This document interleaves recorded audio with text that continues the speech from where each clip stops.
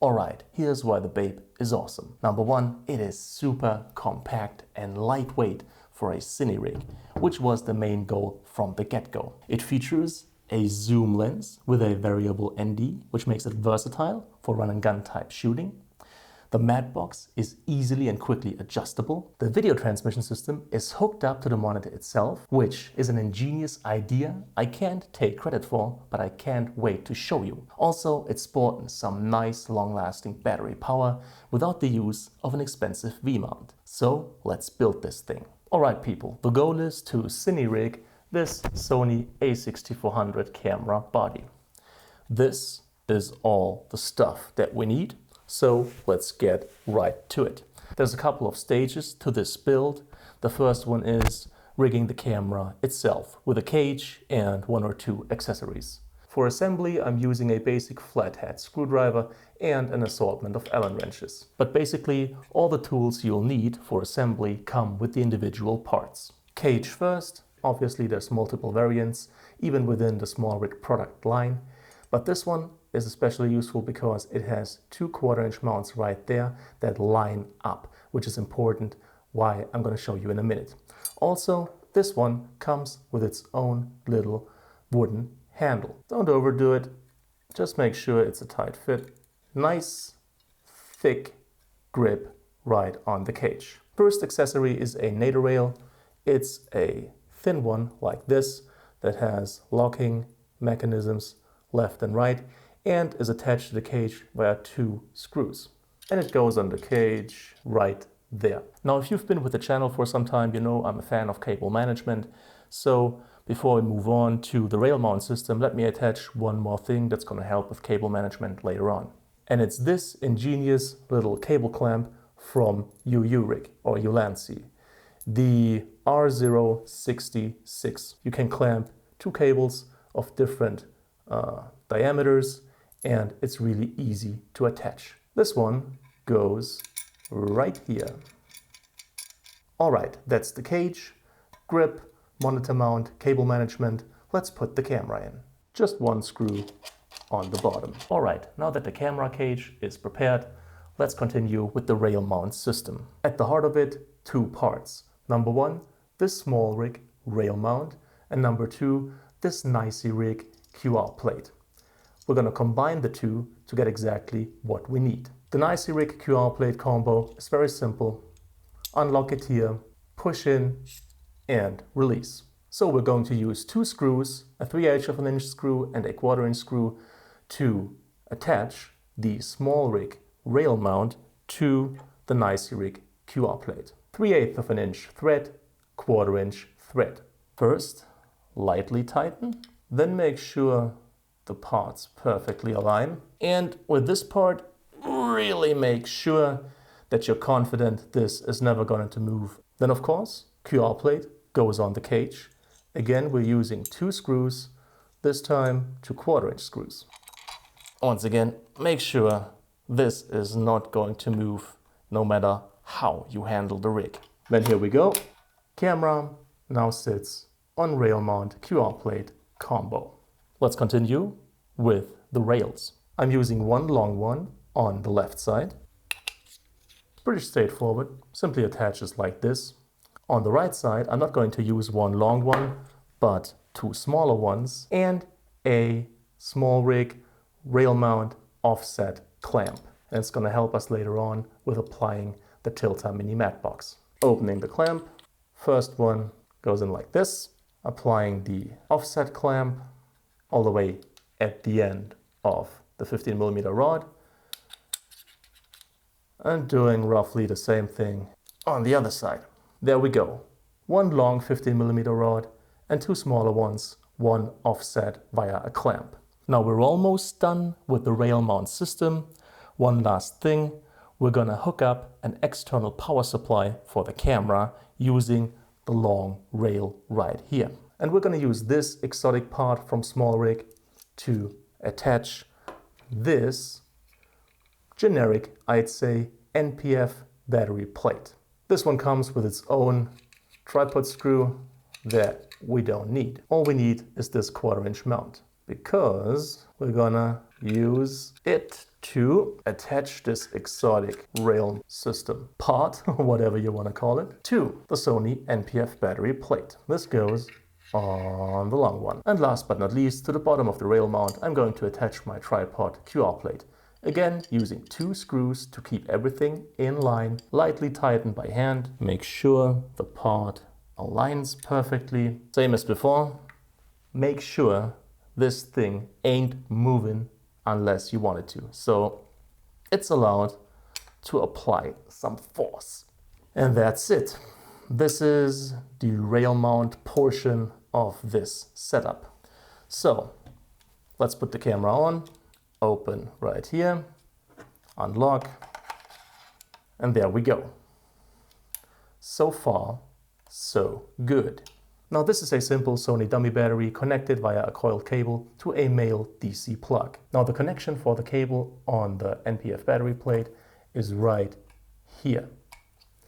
And we can use its position to kind of secure the cable against the cage. Open this clamp so you can move the part, and then simply move this in until the cable touches the cage right here. This way we're making sure to keep this cable plugged in. Then of course the dummy battery plugs in right here. And the battery door has a little mini door right here that allows you to close the battery compartment and still run the cable out of there. So it runs like this: out of the battery compartment, above this rail, into the middle, under this rail, comes back inside and then plugs into the battery plate. So what's next? The lens. And really, ever since its advent, this 1655 f2.8 is basically the bread and butter lens for video work if you're using the Sony APS-C lineup. And we're going to use this Tiffin variable ND. It's a 2-to-8 stop with this lens. 67mm thread, and as you might be able to see, the filter size is actually much bigger than the thread size. So basically no vignetting, perfect for what we're trying to build here.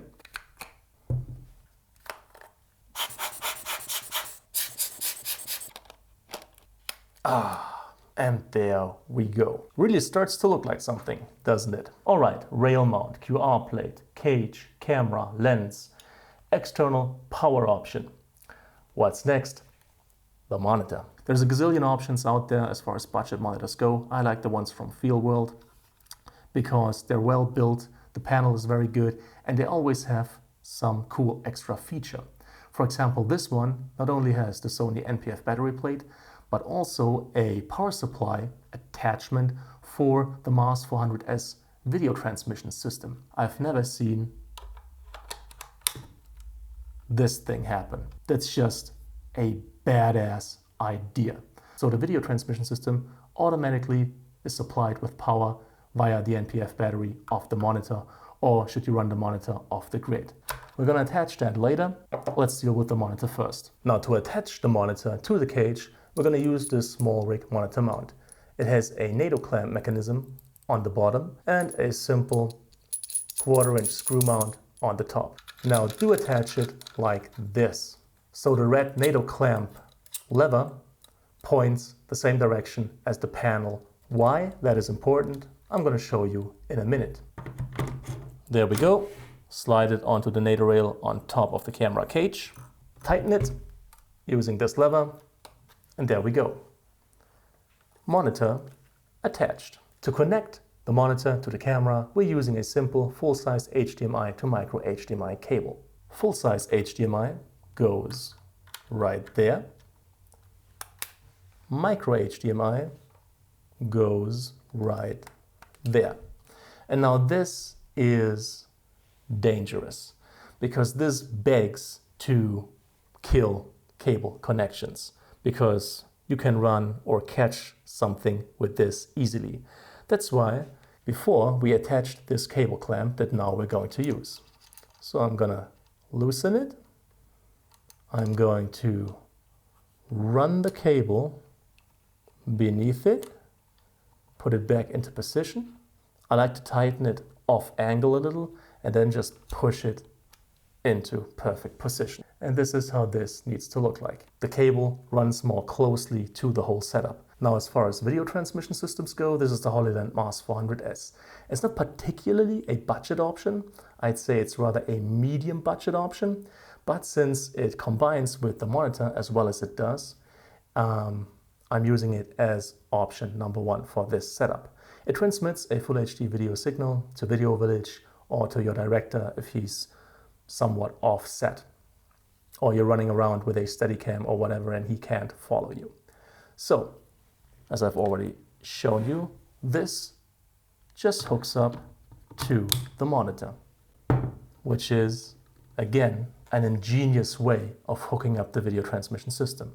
Real quick, we put the monitor mount on the monitor this way so the red lever points this direction, because if it were to point the other direction, you couldn't tilt the monitor all the way. Now let's hook up the transmission system to the monitor. And we're using a simple dual right-angled full-size HDMI to full-size HDMI cable. Connection number one, then we'll run it around the whole transmitter once until we finally connect it right here on the side of the monitor. And there we go. Again, nice, compact cable management. Now this takes care of the video transmission system.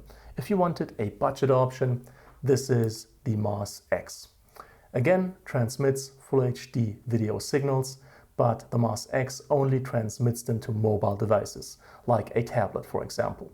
And it has a built-in lithium-ion battery, so you cannot hook it up to the monitor. It comes equipped with this simple mount and has a 1/4 inch thread right here and on the bottom.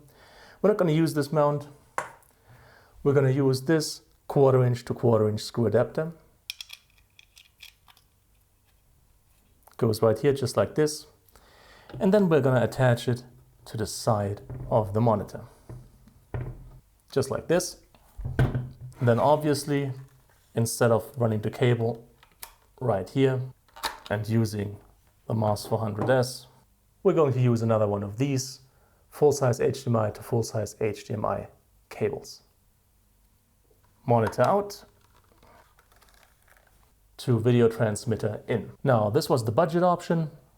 I'm going to continue with the Mars 400S. Next up, the mini mat box. And this took me some time to figure out for this particular configuration, but here it is. Now, first of all, I'm using the Tilta mini mat box.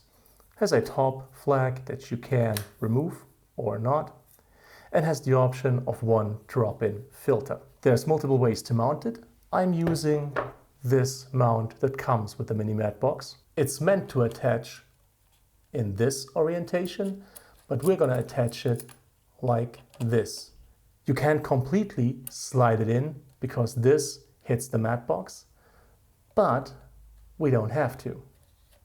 It's still a secure fit. So this is how it needs to look. And this part right here, of course, attaches the whole thing to a 15mm rod. So you might already know where this is going. Obviously, right here on the tiny 15mm rod. You need this rod to be offset, at least with this lens, to perfectly adjust the Tilta mini mat box. So let's open everything. Now let's make sure this sits right. And once we're cool, we're tightening everything up.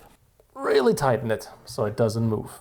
All right, mat box is on the setup. Pretty cool. Now the 1655 is a zoom lens. So how do you adjust the mat box when zooming? It's pretty straightforward. You do not touch the Tilta mounts. You use the rod offset clamp right here to adjust the mat box. So I'm opening this clamp and I'm just sliding the whole thing, right? You can take it off. Or if you want to clean your filter, you can simply tilt it to the side. And you always use the rod offset clamp right here. Once this is configured, don't touch it. Always use this rod clamp. And there we go. I can touch the VND and I'm getting all the benefits of my matte box. Now, let's say I'm shooting at 55 millimeters. Now, the best way to attach this rod to the tilter mount is to shove it all the way back there, so it lines up with the mount itself. Because this is going to give you enough play to adjust the matte box later on when you're zooming. So, and there we go. Matte box adjusted for 55 millimeter shooting. Now, adjusting it perfectly initially is a bit fiddly. But once that's done, you're good to go. Now just look at this thing. Look at how compact this is. And it's going to give you everything you need on a run and gun set. One more important thing, this setup works because the lens has a 67mm filter thread and the Tiffen 67mm variable ND, although being wider than the lens significantly, is still not too wide for the opening of the tilter mini matte box. This way it can move through the matte box, which gives you the benefits of the mini matte box and a variable ND zoom lens. Now 72mm also fits 77mm, Tiffen variable ND doesn't, 82 doesn't. Next up, battery power. One for the camera, one for the monitor. These are Sony NPF 750s, and in my opinion, those are the best in terms of size versus capacity. Camera one goes right here. Monitor one goes right there. And there we go. Camera is operational. Last but not least, top handle option. And I opted for this top handle from SmallRig because it has a wooden grip. Also, it has a NATO rail clamp mechanism right here, so it can easily be attached to the cage. To attach the monitor, we're going to put a NATO rail right here. This time we're using a thick one. It again has the locking mechanisms left and right, but this time uses array locating pins. One other thing, we cannot use the original HDMI cable. So I'm loosening the cable clamp, getting rid of this one because it's not long enough. For the top handle option, I'm using this coiled micro HDMI to full-size HDMI cable. Now, let's take care of the monitor. NATO clamp, NATO rail, slides on without a problem. Align it and tighten it. NATO clamp, NATO rail, micro HDMI right here. Run the cable through the cable clamp. Run the whole thing under the grip. Come around. Attach it to the monitor. And then stretch this a little and run it somewhat like this. So the cable runs on the whole setup in a neat fashion. So that's the rig, top handle version. Let's wrap up this video. The opening of the matte box is bigger than the diameter of the variable ND. Is that a problem? No, except if you point a super strong direct light source right there from about this distance. Don't worry about it. If you're using different parts and things don't perfectly line up, probably you mix and match components between a photo rig product line and a video rig product line.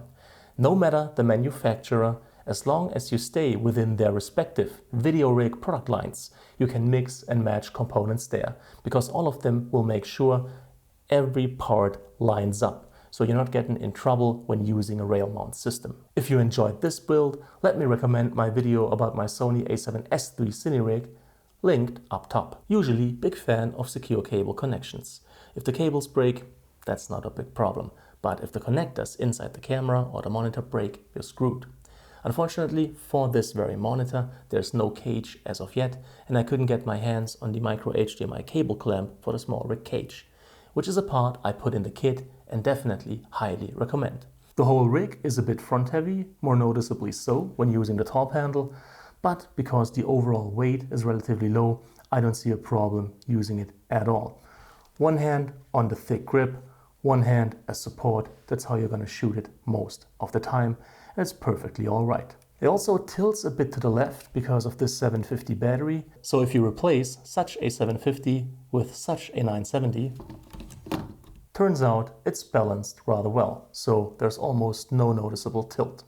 Yeah, even with the top handle, now balances really well. And last but not least, because we're using the NATO rail system, the whole setup is quickly assembled and disassembled, and you can go into a multitude of different configurations really, really fast. So, if you liked the video, if you found it helpful, please make sure to leave a thumbs up, it's greatly appreciated.